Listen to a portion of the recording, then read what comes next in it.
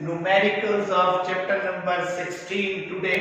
हमारा पहला न्यूमेरिकल क्या है 16.1 में वो क्या कहना है, कहता है एन अल्टरनेटिंग करंट, एक अल्टरनेटिंग करंट है is represented by the equation, जिसकी इक्वेशन ये गिवन है, मतलब इसमें ये I = 20 sin 100 pi t। देखिए करंट की ये इक्वेशन हमें गिवन है, मतलब जो अल्टरनेटिंग करंट हमारे पास है उसकी इक्वेशन ये है।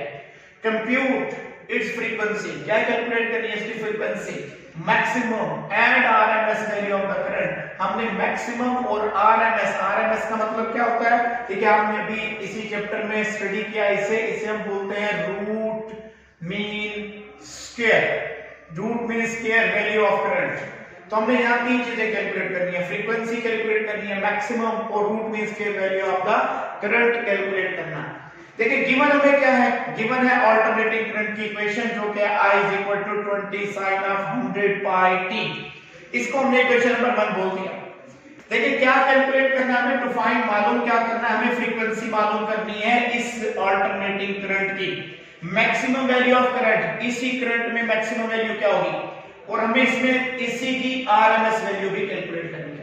तो तीन चीजें कैलकुलेट करनी है बच्चे, फ्रीक्वेंसी कैलकुलेट करनी है, maximum value of current calculate करना है और root mean square value of the current calculate करना है।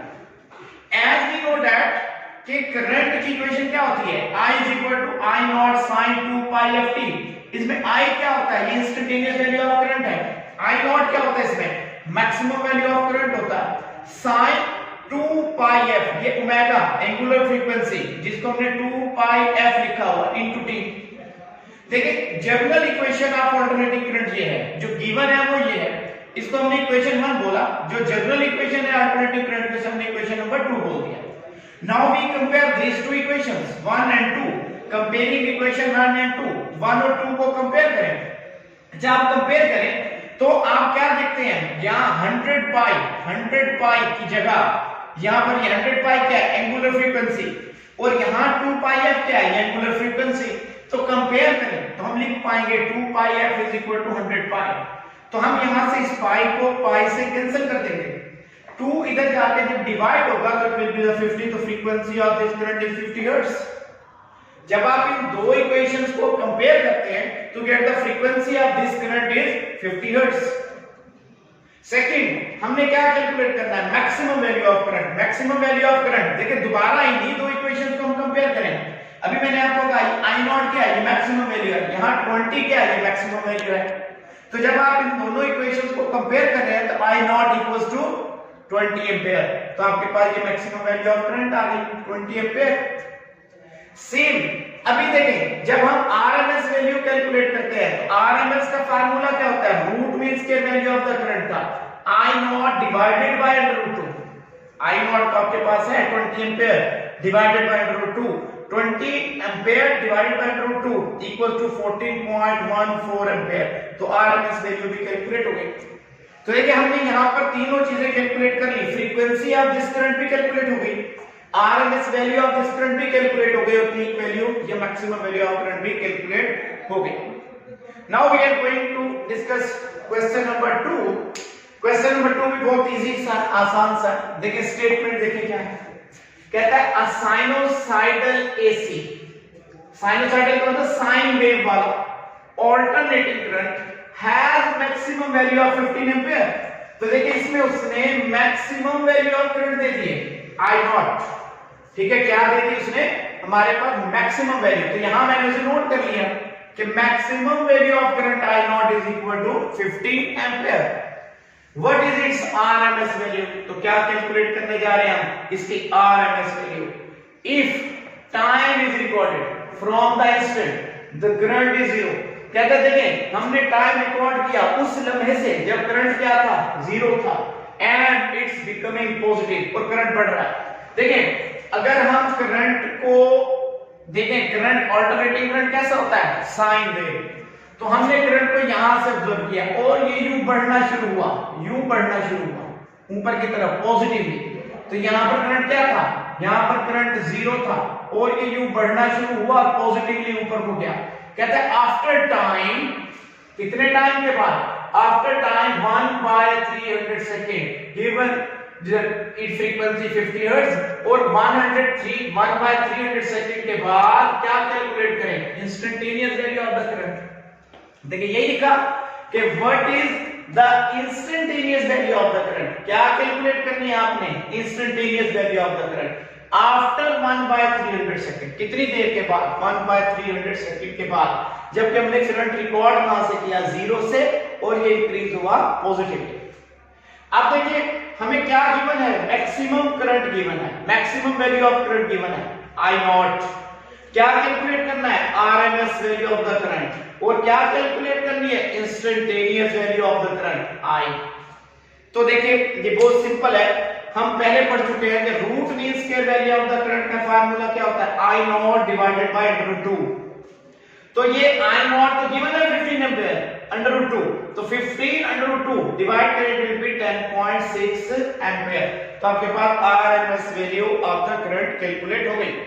नेक्स्ट देखिए क्या कह रहा है जी, फॉर इंस्टेंटेनियस करंट, हमने दूसरा क्या कैलकुलेट करना था, instantaneous value of the current.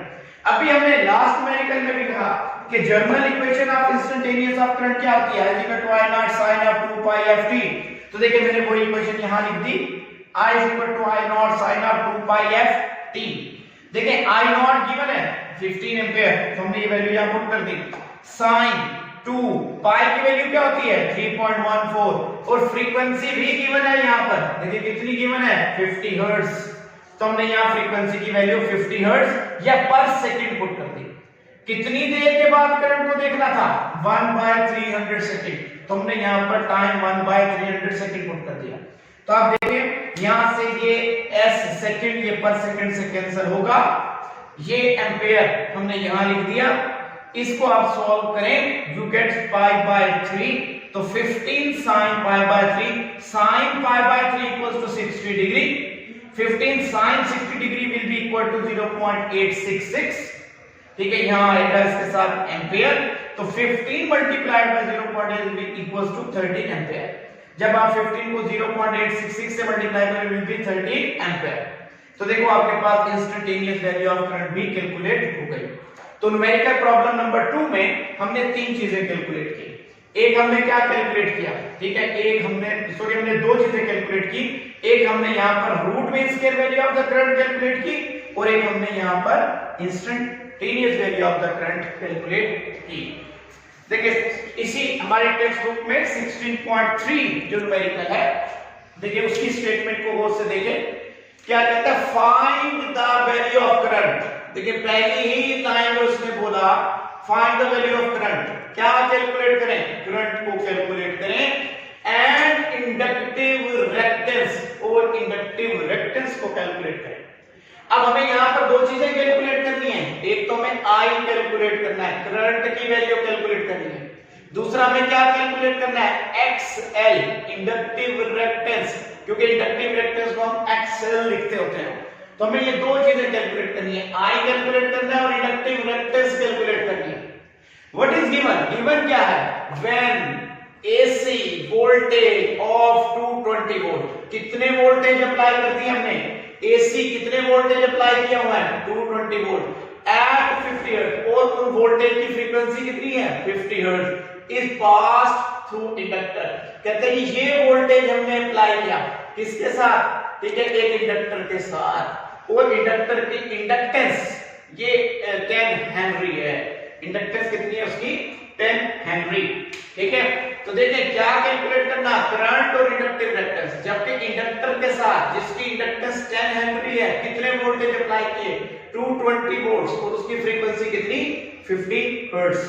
तो अब देखिए क्या गिवन है, वोल्टेज गिवन है 220 वोल्ट जो आपने अप्लाई किए, उनकी फ्रीक्वेंसी गिवन है देखिए 50 हर्ट्ज, इंडक्टेंस गिवन है आपके पास L, इंडक्टेंस को हम L लिखते हैं which is equal to 10 Henry. आप देखिए इंडक्टिव रिएक्टेंस कैलकुलेट करेंगे हम पहले, XL किसके इक्वल होती है, हम जानते हैं ओमेगा L। ओमेगा क्या होती है, angular frequency 2 pi f, omega equals to 2 pi f into L।